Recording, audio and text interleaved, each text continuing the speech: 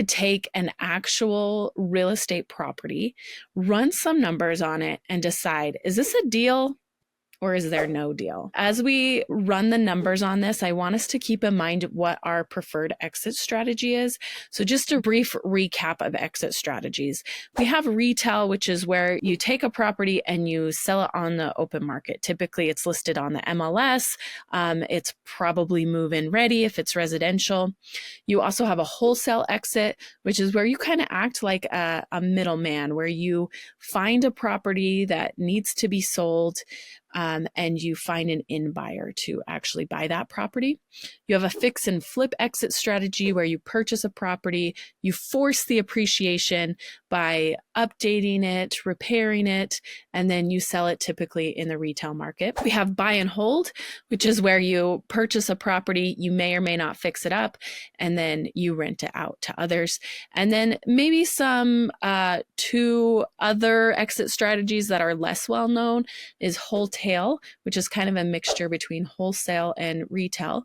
You might purchase a property that is in need of some update or repair, and then instead of finding an in buyer to assign it to, you list it in the retail market. It might be in good enough condition for a retail buyer.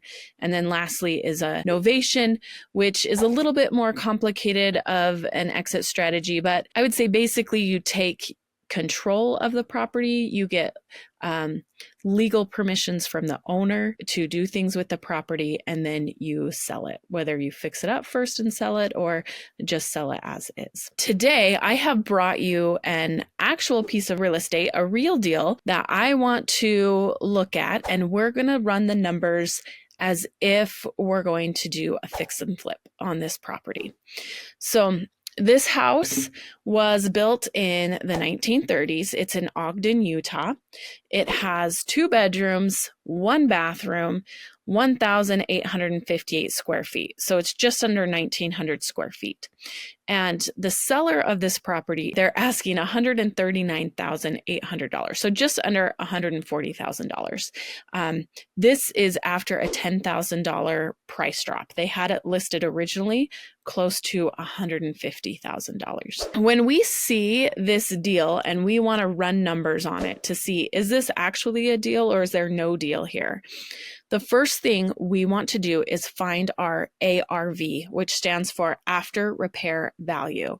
If I purchase this house, I update it, I repair it, and then I list it on the market, how much could I sell it for, fixed up and listed? In order to do this, there's a couple ways you can go about it. We're not going to go through that process here, but really a real estate agent in your local market is going to be your best friend when it comes to finding out after repair values. Or you might have the skills to find out that yourself, which you could do as well. So basically with the after repair value, we're going to take our subject property and compare it to other properties that are very similar. So they have similar numbers of bed, bath, similar square footage, similar year built. They'll also be updated and repaired, and they'll be in close proximity. And most importantly, they have sold recently. So we're going to take a look at their prices that they sold for. And from that, we get to determine what the value of this house fixed up would be. So for our example, our ARV here is going to be $180,000. So once we know our ARV, we can continue gathering things to help us figure out if this is a deal or not. So the next thing I want to think about is how much is it going to cost me to do this deal? How much is it going to cost me to purchase the house, own the house, and sell the house? I'm not going to go in a ton of details about where we get these numbers, but I'm going to tell you, we're going to take 10% of our ARV to figure this out. So 10% of 180,000 is $18,000. So we're going to assume it's going to cost us $18,000 to buy this house, own this house, and sell this house. So that would be our cost of the deal. And that's going to include like your title insurance policy, the fees from a title company, the recording fees, the property taxes you'll pay while you own it, the utilities, insurance that you're paying on the property, and then also any agent commissions that you're paying when you sell the property. Now, besides owning the house, buying the house, owning the house, selling the house, we're going to have some other costs as well. And that's going to be the cost to repair the house, do the updates that we need. So we can look through the pictures of this house and kind of see what it needs. The carpet could definitely be changed. It could use a new coat of paint. The kitchen looks like maybe we could keep it as is. We might want to change some flooring. The basement isn't completed, so we could do some work there. When I ran through these pictures, I decided this is going to be a light rehab. I'm going to count on $10 per square foot to rehab this house. I'm going to speak a little bit more to that number a little later on, because some of you are probably going like, whoa, that's not very much money. So we'll touch on that a little bit later. But I'm estimating that it's going to cost me $10 per square foot. It's just under 1,900 square feet. So we're going to say 19,000 for my repairs on this house. Now, the last thing we need to take into consideration here is how much we're going to pay ourselves. What is going to be our profit? That's a really important part of this equation. So there's a lot of ways you could approach this. For this situation, I'm going to choose to do 15% of the ARV. So 15% of $180,000 is $27,000. So I'm going to make sure that I budget a $27,000 profit for myself on this deal. So now once we have all those numbers figured out, we have the ARV, we know how much it's going to cost us to do the deal, we know how much the repairs are going to cost, and we know what we want for our profit. We can just do some math. We're going to subtract all of those numbers from our ARV to get what we call our MAO, or our maximum allowable offer. So we come up with $116,000. That is the very most that I am willing to pay for this property. If I pay more than that, it's going to take away from my profit. To me, it becomes too high a risk if I decrease that profit any more than that. So I do not want to pay more than $116,000. So at this point, you could be looking at this and saying, oh, they're asking $140,000 and the most I can pay is $116. This is no deal, but it's no deal at their asking price. Every piece of real estate has a deal somewhere. We just have to find what makes it a deal. The reason I brought this particular property to today's show was because this was my very first real estate deal. So when you look at the maximum allowable offer and you see how much lower it is than the asking price, you might be like, how do you make that work? So I'm going to show you exactly how I made it work to be my first deal. Just a note for you, if you guys are in the Ogden, in the Utah market, you might be like, those prices are really low for like an asking price on a house. Probably anyone in the country is saying those repair costs are really low. This deal was from 2017. So it's 7 years old. Today, those ARVs are a lot higher. The purchase prices are a lot higher. The rehab costs are a lot higher. So I just wanted to show you this one so you could see an actual deal and an actual first deal for somebody. So let's go ahead and look at what I actually offered on it and how this went down. I was feeling a little bit nervous about making this offer because my offer was so much lower than what they were asking. And I felt a little bit nervous about, I didn't want to offend them, or I just thought they would reject it. But my real estate agent urged me to put in the offer, even though it seemed a little bit low. And I want to tell you that I have changed my perspective on making offers since then, I always put in an offer if I take time to analyze a deal.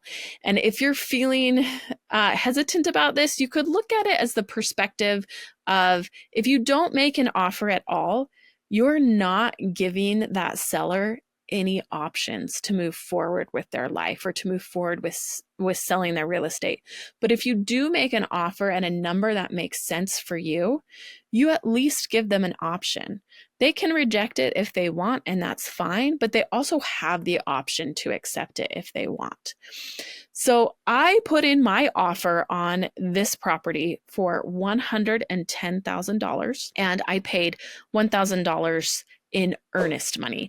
So earnest money is basically some money you pay forward at the beginning of the contract. Usually in my state, you have to pay it within 4 days of your contract getting accepted. But it's a way that I show to the seller that I am serious. I am earnest. I really want to buy their house. And it gives them a little bit of protection if we continue progressing with this and I back out. Then they have a little bit of monetary compensation for that. It's also a way to show that this contract has like consideration behind it. So with my offer, I also needed to submit a proof of funds. You won't always be asked with a proof of funds, but it's common, especially with properties that are listed on the MLS, to request a proof of funds. So this is some sort of documentation that proves to the seller that you financially are able to pay for this house. Now, I'm going to be really honest with you. I did not have $110,000 to pay for this house. That wasn't in my bank. I didn't have that cash under the mattress or anything, but there's somebody out there that had that money, a lender that would maybe lend it to me or a different buyer or a partner. So what I did was I used a website called besttransactionalfunding.com. I could put in the details of the house, what the purchase price was, the address of it, and click submit. It generated a letter for me that I could use as a proof of funds that basically said that company was ready and able to pay forward that money on my behalf. So basically they would be my lender, is what they were saying. If that's like a sticking point for you on a deal that you don't know where you're going to get a proof of funds from, find a place to just get you a free one so that you can present that to the seller. I also put in my contract that it was conditioned upon due diligence. So I wanted to make sure that I had some time period to do a little bit more homework, to do my due diligence and make sure that I wanted to move forward with this purchase. And I would say a pretty common due diligence time period in the retail world is like 14 days, 2 weeks. But it can be anything that you put in the contract. I put 9 days for due diligence, which was really short for a first real estate deal for me. But I wanted to make my offer look competitive. So I did 9 days for due diligence. And I also put in the contract that it was not conditioned upon appraisal or financing. So in other words, we didn't have to wait for an appraisal to come back to say that the house was valued at a certain amount. And we also didn't have to wait for a lender to approve financing for it. I also put in there that we would close in 14 days, so 2 weeks. This was a quick turnaround for me. When I submitted this offer to the seller through my real estate agent, the seller came back and countered that they wanted to close in 11 days. And I agreed to do that. It was going to be a tight timeline, but I saw that I had a deal in my hand and I wanted to make it work. So at this point in time, I was thinking, I don't have the resources or the knowledge that I need yet to do a fix and flip exit with this. I'm not like totally confident in my rehab numbers that I did. I don't really know where I'm going to get the financing to purchase this. And so I decided to wholesale this deal, to assign my contract to another end buyer who was able to close on it in that 11 days. So I submitted an addendum to the seller, which is like, I want to change the contract, like an official form to change the contract. It basically told the seller, had the seller agree with me that I could assign the contract. The contract that I used in Utah says in the contract that it's not assignable. And so I had to change that if I wanted to assign it. So my addendum I submitted said paragraph 19 from Rep C will not apply, and buyer reserves the right to designate the entity and or individual in whom title is vested at closing. In other words, it's saying we can close this deal under any name. It doesn't have to be my own name. So what I did from there is I shared this deal with as many cash buyers as I had. And I'll be honest with you, I did not have very many cash buyers. I had only been in the real estate world for a few months. But as I had been networking with people, I had been finding people's names and contact information and recording them on a spreadsheet so that if I ever wanted to assign a deal or wholesale a deal, I would have some people to reach out to. So you might wonder where I found that buyer. The buyer was a fellow student or classmate from that seminar I had gone to earlier. He was a contractor who had been flipping homes, doing his own work on the houses and flipping them. And he had gone to the seminar to learn more and become better at doing that. But I had kept in contact with him. So I emailed this property out to him. He saw it. He came and walked through the property with me. He said he liked it. And right then and there, we signed an assignment contract where he agreed to take over my contract to purchase the property. And he wrote me a check for $6,000. So that $6,000 covered the $1,000 I had paid for earnest money and then left me a profit of $5,000. This gentleman showed up on closing day and purchased the property as agreed. So it turned out to be a really great first deal for me because I actually went through the process. I gained a little bit of confidence that it actually does work and that people actually accept offers even if they're below their asking price. And then I brought a deal to this gentleman who wanted more flips. He wanted to do more. So I think it would be fun to kind of look at what he did with it on the back side. So let's look at his numbers. I don't know how much money he put into the rehab. So I'm not sure if he spent more or less than I had anticipated he would do. But I will say he did a very light rehab. He didn't do much in the upstairs. He painted it. He updated the bathroom a little bit. In the basement, though, he added a bathroom and a bedroom in it. So he got to list the house as a 3-bedroom, 2-bath instead of the original 2-bedroom, 1-bath.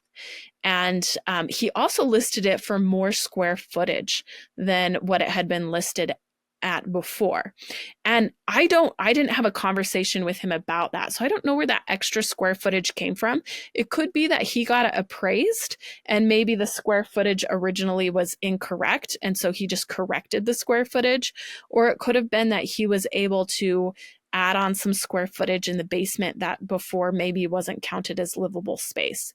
But somehow he was able to increase the square footage, increase the bedrooms, increase the bathrooms, so he could force the appreciation on that project. So he listed it about 4 months after he bought it from me. And it went under contract in 5 days after he listed it on the market, and he ended up selling it for $173,000. So it was a little bit lower than what I had anticipated it could sell for, although he didn't fix it up as nicely as I anticipated it would be fixed up as well. So some takeaways for us from this: whenever you're analyzing a real estate deal, figure out what number makes it a deal instead of a no deal? Is there some number, some purchase price that makes sense for you? Or maybe there's some other terms that you could request that would make it a deal for you. So find the number that makes it a deal. And then this is the biggest piece, make the offer. Once you found that number that makes it a deal, make the offer.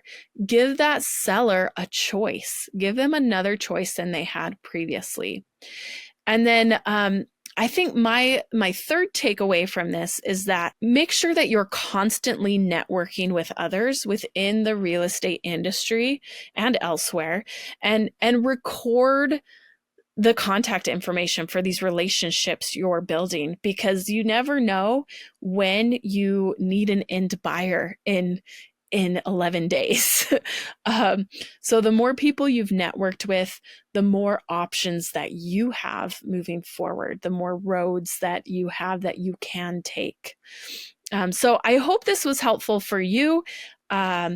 Finding out that this property was a deal, even though I couldn't offer what they were asking. I hope that some of you out there who are listening that maybe haven't done a real estate deal yet or haven't done many can see that it is possible. It is possible to do your first deal, even if you don't know much about real estate, even if you don't know much about how to calculate repair costs or what all the different costs are going to go into to buy, sell, and own a piece of real estate. I simply used percentages when I ran my numbers for this deal because I didn't have the experience or the knowledge to get more specific than that. But I had learned from others around me who had the experience and the knowledge, and they were able to tell me from their experience, it typically costs them this amount of money to do this type of thing. And so I trusted their numbers. I used their numbers. I practiced it and I put it to the test, and it worked. So go out there, make offers, and have a great day.